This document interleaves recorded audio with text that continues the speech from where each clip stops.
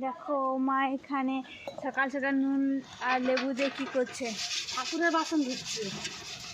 Good morning বন্ধুরা, দেখো আমি সকাল সকাল ঠাকুরের বাসন ধুচ্ছি লেবু আর নুন দিয়ে।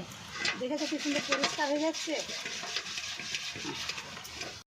দেখো মা কত সুন্দর করে পরিষ্কার করেছে।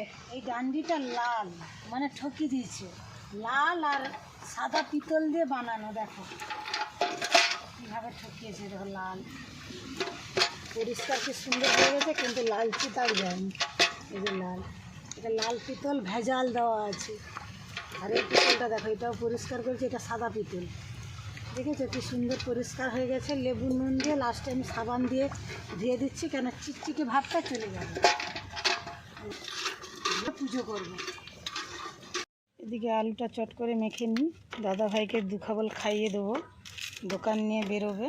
আলু মাখা চলছে, দোকান নিয়ে বেরোবে।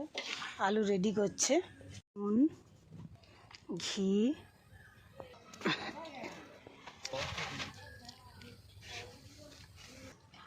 তাড়াতাড়ি করে দুখাবল ভাত খাইয়ে দিয়ে জল না দাঁড়া।